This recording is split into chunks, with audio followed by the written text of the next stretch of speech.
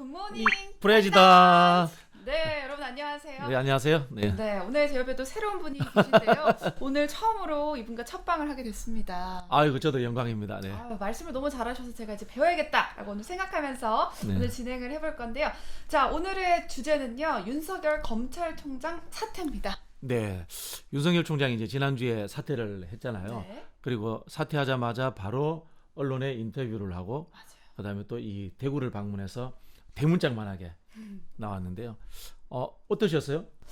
저는 그거 보고 물론 예견된 수순이긴 했지만 네. 사실은 뭐 한간에 이런 말도 있잖아요. 네. 검찰의 최고 역사의 오점이다. 아, 저는 그 그렇구나. 생각을 솔직히 했어요. 어떻게 현재 검찰총장이 기자회견까지 하면서 그렇죠. 네네. 무슨 스타도 아니고 이거는 그렇죠. 현혹심이 네. 너무 강한 거 아닌가? 이런 네. 생각하면서 약간 혀를 끌끌 차면서 봤어요. 저는 일단 그 보면서 네. 좀 불편했습니다. 이게 공직자들이 맞아요. 물러날 때는 보통 그동안에 있었던 혼란에 대해서 송구스럽습니다. 맞아요. 최소한 이 정도 예의 네. 표현하거든요. 그리고 이제 인사권자인 대통령에 대해서 뭐 죄송합니다라는 이런 걸 하는데 그런 거 없이 아주 떳떳하게 금방, 어깨 힘을 빡 주고 예, 태도 자체가 저 사람은 검찰 엘리트주의자구나 라는 그런 좀 불쾌함을 좀 느꼈어요, 사실. 네, 사실 저도 그런데 사실 이런 생각이 들더라고요. 지금 검찰 엘리트주의자다라는 좋은 표현을 해주셨는데 조직에 충성하고 조직에 몸담겠다라고 했던 사람이 리더로서 이게 자격이 있나요? 그렇죠. 이제 보통 검찰들이 네. 검찰이라는 조직의 눈으로 세상을 봅니다. 네. 제가 이제 그날이라든가 그 한 하루 이틀 정도에 윤석열 총장이 섰던 이 사회적 의의들에서 제가 좀 분석을 좀 해봤어요. 네. 첫 번째 이제 윤석열 총장이 민주주의라는 이야기를 했거든요. 네. 민주주의는 원래 뭐냐면은 권력을 나누는 거예요. 그런데 윤석열 총장은 기소와 수사권을 같이 하자고 하잖아요. 맞아요. 통합을 하면 권력이 더 커지잖아요. 독재 우려가 있죠. 이거 민주주의자가 아니라는 뜻이에요. 두 번째는 윤석열 총장이 이야기했던 헌법 이야기인데 네. 윤석열 총장이야말로 반헌법적인 행동을 하신 거예요. 국회가 법을 만드는 것은 헌법에 있는 고유한 권한이에요. 네. 근데 행정부에 있는 임명직 공직자가 그것에 대해서 반대한다. 이거는 헌법 정신에 위배되는 거예요. 그 지적을 하고 싶고요. 또 한편으로 이분이 법치라는 이야기를 했는데요. 네. 이거 우리 시청자들이 잘 들으셔야 돼요. 네. 법치라고 하는 것은 국가에 관한 제도 전반적인 시스템을 운영하는 규칙이에요. 우리가 생각하는 사법부, 네. 검찰 요것만을 법치라고 하는 게 아니에요. 이 사법부라고 하는 것, 특히 이제 검찰이라고 하는 것은 국가의 법치 중에서 징벌제도, 네. 잘못했을 때 벌을 주는 제도 일부를 담당하는 게 검찰이에요. 네. 근데 이 사람들은 그 검찰 제도가 법치의 전체인 거냐 그렇게 호도하고 있어요. 진짜 검찰주의자인 거예요. 그래서 저는 문제가 많다고 했던 거고 또 이분이 또 사자성어까지 만들어서 부패 완판. 전 정말 기분 나빴습니다. 저희 아버지가 이제 경찰 출신인데요. 그러면은 검찰만 부패를 잡고 전국에 있는 17만 경찰 가족은 아무것도 안 하느냐? 그럼 감사원은 아무것도 안 하느냐? 그렇죠. 국가에 수많은 사정기관들이 있고 수사기관들이 있는데 이분들은 그럼 놀고 있다는 뜻이에요? 검찰만 일하고? 그렇죠. 자기들이 수사권 없어진다고 부패가 판친다 말도 안 되는 소리예요. 그러면은 검찰이 기소권 수사권 다 갖고 있던 전 정부 시절에 이명박 대통령, 박근혜 대통령의 비리, 국정농단 그때는 왜 제대로 감시 못하고 수사 못했어요? 이런 이야기 할 수 있는 거예요. 철저하게 이분은 검찰의 시각에서 세상을 보는 그런 하나의 눈을 가진 분이다. 저는 이렇게 이제 이 비판을 하려고 하는 거죠. 지금 이제 네 가지 정리해 주셨습니다. 키워드를 통해서 윤석열이 했던 키워드를 통해서 이 사람을 분석해 보겠다라고 하셨는데 민주주의, 헌법, 그리고 법치, 그리고 부패 완판이라는 키워드를 통해서 윤석열을 분석해 주셨고요. 또 이제 말씀을 듣다 보니까 제가 느낀 것이 엘리트주의에 이제 쩔어 있다. 그렇죠. 말씀하셨는데 사실 우리나라에서 가장 잘 나가는 조직, 사실 대기업도 아니고 검찰 출신으로 나왔던 사람이 사실 정치라는 것은 민생의 어떤 욕망들 이런 치고 빠지는 여러 가지 이 국민들의 소소한 정서까지 알아야 그렇죠, 되는데 그렇죠. 예. 이게 가능할까요? 이게 이제 우리 공직자들 중에도 정책을 담당하는 공직자들이 있어요. 별로 좀 안 좋아하시더라도 기재부 장관 홍남기 경제 정책을 하잖아요. 네. 그래도 행안부 장관 네. 뭐 이런 분들이 있는데 이분들과 별개로 경찰이라든가 이 사정기관들은 네. 징벌을 사람을 벌 주고 하는 그런 거 하잖아요. 수사하고 조사하는 일을 하는 거기 때문에 미래 비전에 대한 정책이라든가 이런 것들에 대해서 학습되기가 쉽지 않아요. 그런 부분에서 이 검찰 출신 그 우리 정치인들이 성공한 예가 극히 드뭅니다. 검찰 출신 그러면 딱 생각나는 사람이 제가 누가 있냐면은 총리했던 황교안. 예전에도 총리가 한 분 있었어요. 누가 있었냐면 이한동이라고. 그분은 제가 몰라요. 있었는데 라떼 돼버렸네. 네, 나이 차이가 확 느껴지죠. 이제 여러분. 근데 그분들은 일찍 검찰을 그만두고 정치인으로서 매 4선 5선 하셨고요. 그다음에 이 황교안도 어쨌든 간에 장관을 하고 총리까지 하시고 그 국정 전반을 돌보는 일을 했기 때문에 전체적인 좀 훈련은 좀 돼 있다. 네네. 이렇게 봐도 되는데요. 사실 이제 전문직 공직자들이 정치를 하려면은 너무 오래 있으면은 그 관성에 쩔어버려요. 그쵸. 제가 그런 표현을 쓰는데 동굴의 우상이다. 동굴 속에 들어서 밖에 보이는 그림자만 보고 사람을 판단하는 거예요. 검찰이라는 동굴 속에 있으면은 세상을 어떻게 보였어요? 범죄자와 범죄자가 아닌 사람만 보이는 거예요. 이런 식으로 보는 시각을 가지고 정치라든가 세상 전부를 봐서는 안 되는 거거든요.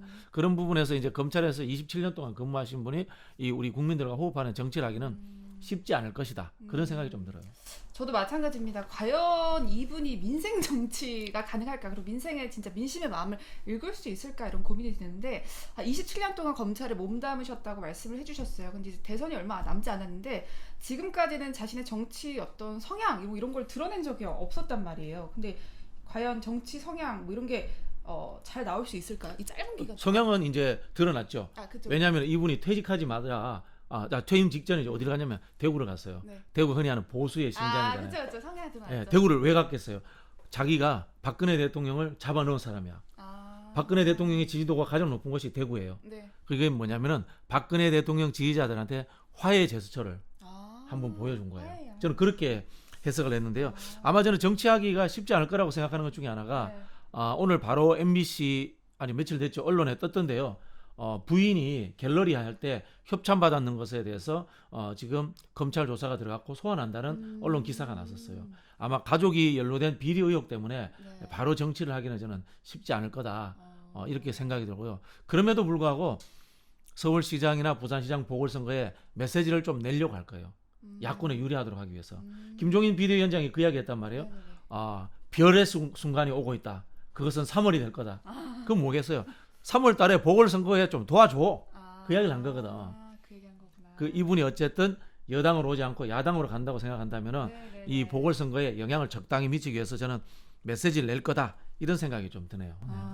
그러면 윤석열만의 정치 철학이 이제 슬슬 나올 거다라고 말씀하셨는데 정치 철학이 있을 것 같지는 않고요. 아까도 말씀드렸지, 제가 이제 어휘 민주주의 헌법 법치 이제 보면은 철학이 있는 것이 아니고 그냥 이제 엘리트주의라서의 이제 참 저 외색 표현인데 가호. 가호 뭐 있죠? 가호라는 표현 말고 좀 좋은 표현 없나 우리말로? 가오 말고 뭔가 똥폼. 어깨에 힘이 많이 들어가. 어깨 힘. 힘이 많이 들어가. 그걸로 이제 정치하는 거죠. 굉장히 낮게 보시는. 예. 똥폼으로 하겠습니다. 똥폼. 그러면 앞으로의 전망은 어떨까? 이제 3월에 이제 도움을 줄 거다라고 하셨는데 앞으로도 도움을 주고 제가 보기에는 이제 서울시장 선거가 끝나고 나면은 네. 야권의 정계 개편 와중에 한번 끼어들려고 할 것 같아요.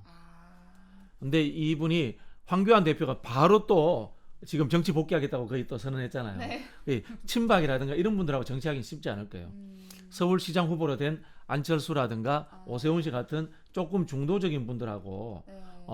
제가 보기에 제3지대를 만들지는 못할 거예요. 그래요? 제3지대 정치가 반기문이라든가 역대로 실패했기 때문에 대신 국민의힘의 논란을 만들어가지고 분쟁을 만들어가지고 국민의힘 내에서 또는 국민의힘 플러스 그 국민의 당이죠. 안철수 당. 네. 이런 부분들이 합쳐지는 과정에 역할을 하려고 하지 않을까. 저는 뭐 그렇게 예상을 해봅니다. 역할을 한다. 예. 그러면 어떤 역할을 할까요, 이분은? 중요한 이제 자기도 대권 주자로서 정당에 가입을 하게 되는 거죠. 그 정도? 네네. 그렇게 하는데 쉽지 않을 것이라고 보는 게 아까도 말씀드렸듯이 네. 가족이 연루된 의혹에 대한 수사가 네. 진행되는 상황에 따라서 이분이 저는 바로 발이 걸려서 쓰러질 수도 있다고 생각합니다. 조국 장관 때 생각을 해보면은 그런 이야기 할 거는 저 사람 가족들도 조국 장관만큼만 털어봐.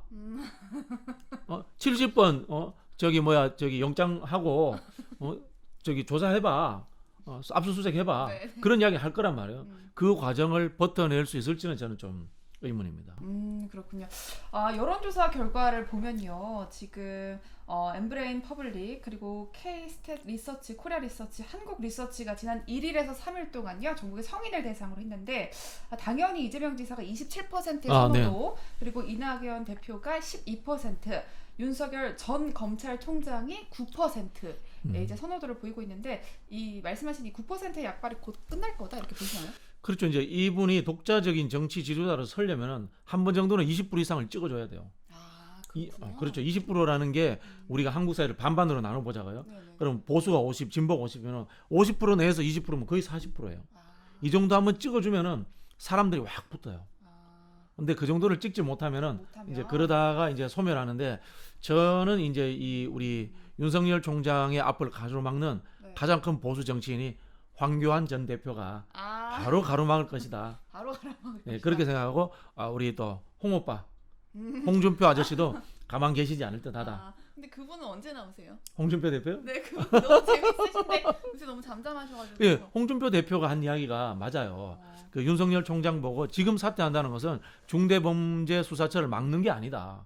그런 이야기를 하셨거든요. 네네. 왜냐하면은 공직자로서 자기가 법무부 장관을 통해서 검찰청 전체 의견을 모아서 전달할 수 있는 기회가 충분히 있어요. 그리고 이 법이 새로 만드는 법이기 때문에 시간이 오래 걸려요. 네. 그리고 논쟁이 될 뿐이지 아직 결정난 게 하나도 없는 상황이에요. 네. 그러면 검찰의 의견들이라든가 검찰 관계자들 법조계 의견을 모아서 자기가 네. 그걸 갖고 충분히 의견을 개진할 수 있는데 네. 그걸 안 하고 나왔다는 것은 여기에 대해서 책임지지 않고 빠져나와서 그쵸. 정치 얘기를 하겠다는 뜻이거든. 그쵸. 그래서 아마 이런 섬세한 비판들을 저는 홍준표 대표라든가 또는 이 황교안 대표가 할 것 같아요. 왜냐하면은 자기 영역을 새로운 신참 검찰 후배가 뺏으면 안 되잖아요. 그쵸, 예. 그쵸. 자, 이렇게 또 재미나게 또 제가 배우고 있고 또 질문을 하고 있는데 사실 뭐 저희 이제 프레지던트 TV, 대통령 TV라는 이름과는 조금 다른 질문일 수 있어요. 이 사람 자체에 대한 질문보다는 이번 정권에서 하고 있는 검찰 개혁 어떻게 진행될까요? 앞으로 좀 궁금하더라고요. 제 생각에는 윤석열 총장이 이렇게 던짐으로 나옴으로 인해서 오히려 좀 더 속도를 내지 않을까 오히려? 그런 생각이 들어요. 왜냐하면은 윤석열 총장이 중수처법을 막기 위해서 난 나갔어. 나 때문에 중수처법 만드는 것 같아. 이렇게 이야기를 했잖아요. 그럼 윤석열 총장이 나갔다고 안 만들면 뭐예요? 그 사람 이야기 맞는 거잖아요. 그렇기 때문에 저는 오히려 더 속도를 내서 중수처법을 통과시키려고 할 것이다라는 생각이 들고요. 다만 그 과정에서 현직에 있는 검찰들의 의견은 일부 저는 존중이 될 거라고 봐요. 첫 번째는 이제 거기에 중요한 게 뭐냐면은 네. 영장 청구권이거든요. 네, 네. 영장 청구권이 헌법에 보장된 검사의 유일한 권한이에요. 그러면 영장 청구권을 준다는 것은 중대범죄수사처에도 검사들이 있다는 뜻이에요. 그럼 뭐냐? 검사들의 자리는 또 많아져요. 그런 점이 있기 때문에 저는 아마도 이 속도 있게 진행을 하되 검찰이라든가 또는 법조계의 의견도 일부 수렴되지 않을까 그렇게 좀 조심스럽게 예측을 해봅니다. 또 이제 궁금한 것이 굉장히 이제 지지층이 넓다고 볼 수는 없지만 소수의 지지층이 정말 팬심이 강하잖아요. 막 울고 거의 전 배운 줄 알았어요. 근데 이제 이렇게 소수의 사람들이 윤석열을 환호하는 이유 이게 뭘까요? 일단은 이제 반문 정서가 야권에 있는 거죠, 그죠? 야권에 있는 반문 정서의 핵심이 이제 윤석열 총장한테 인입됐다 이렇게 봐야 되고요. 두 번째는 이분의 스타일인데 뭐 같아요? 좀 건들건들하잖아. 뭔가 약간 어깨 갖고 조폭 보스 같아요. 보스 같은 네, 약간. 그런 이 흔히 하는 극우 정치인들의 보이는 이 몸가짐으로서의 선동력. 이렇게 막 약간 보석이고 약간 뭔가. 그렇지. 옛날에 옐친이라고 아세요? 네. 옐친까지 알고 그다음에 또 저 누구야? 지금 러시아 대통령 푸틴 우통 확 벗고 막 수영하고 다니고 그런 거 있잖아요. 맞아요. 네, 그런 것처럼 남성미, 뭐 마초주의즘 이런 것 같은 그런 느낌들을 주기 때문에 좀 연령대가 있으신 분들이 이 좋아하는 이런 특성도 있는 것 같아요. 그렇구나. 저는 좀 가끔 이렇게 윤석열 검찰총장님 전이죠. 이분 좋아하시는 분들 보면 너무 병적으로 좋아하셔가지고 그렇죠. 막 울고 막 가서 막 빌고 뭐 이런 거 보면서 깜짝깜짝 놀라거든요. 정치인들이 매력이 있어야 돼요. 저는 늘 그런 이야기 하는데 문재인 대통령 따감 생각나는 게 맑은 눈동자, 맑고 투명한 이 뭐 시를 쓰는 소년 같은 그런 눈동자. 네네. 그리고 예를 들자면 우리 이재명 지사 같으면 아주 장난꾸러기 귀여운 남자. 그런데 저 너무 무섭게 보이는데. 그래요? 저는 모르겠어요. 좀 그렇게 보이는구나. 네. 뭐 그런 부분도 네. 있고 우리 또 이낙연 대표 같으면 이 중후한 중년 신사, 뭔가 이제 젠틀한 중년 네. 영국 신사 그런 누구인가 이런 느낌 있잖아요. 그런 게 있어야 되거든.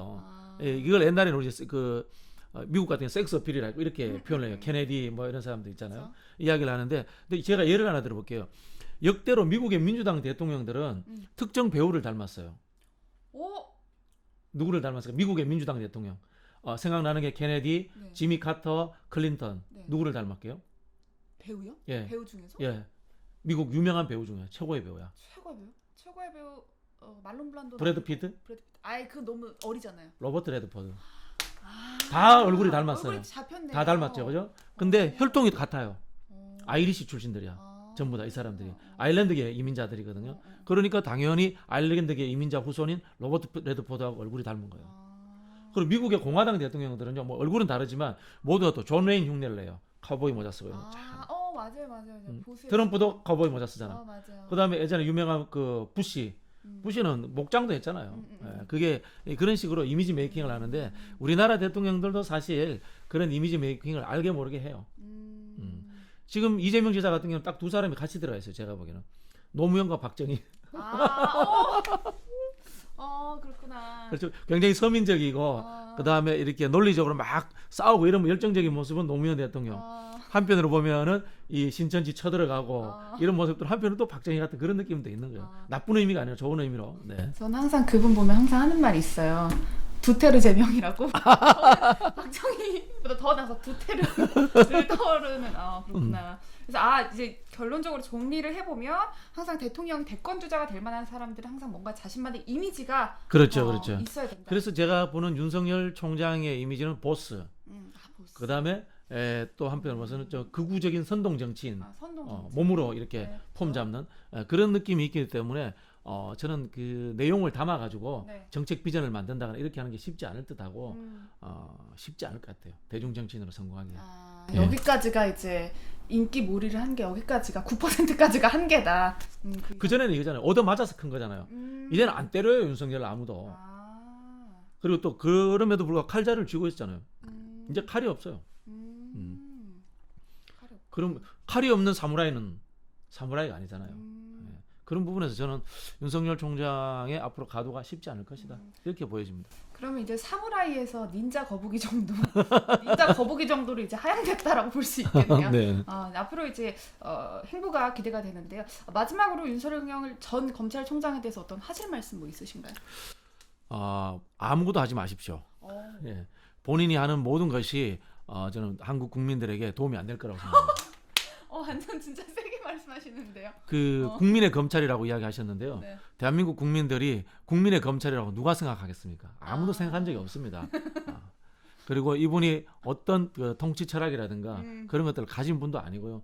흔히 아는 민중의 삶을 아는 사람도 아니고 그냥 시험 친 엘리트로서 아무것도 안 하시는 게 한국의 미래를 위해서 좋을 것이라는 감히 조언을 드리겠습니다. 네. 아니 제가 사실 그래도 여기가 프레젠트 TV고 정치에 대해서 논해야 되기 때문에 정치 철학이 뭘까요? 뭔가라도 끄집어내려고 계속 유도 질문했는데 정치 철학이 없을 것 같은데 제가 앞에 아니 없다라고 단언해 주셨어요. 키워드를 가지고 제가 이분이 갖고 있는 그 중요 쓰는 이제 그 법률적 용어가 잘못됐다라고 제가 딱 검증을 해드렸잖아요. 네. 사실 저도 그거에 좀 어느 정도 동의하긴 해요. 근데 이제 어쨌든 구색을 맞추기 위해서 질문을 했으나 그는 그럴 만한 가치도 없다. 뭐 닌자 거북이다로 이제 끝이 났어요. 닌자 성별로 끝이 난 오늘의 토론.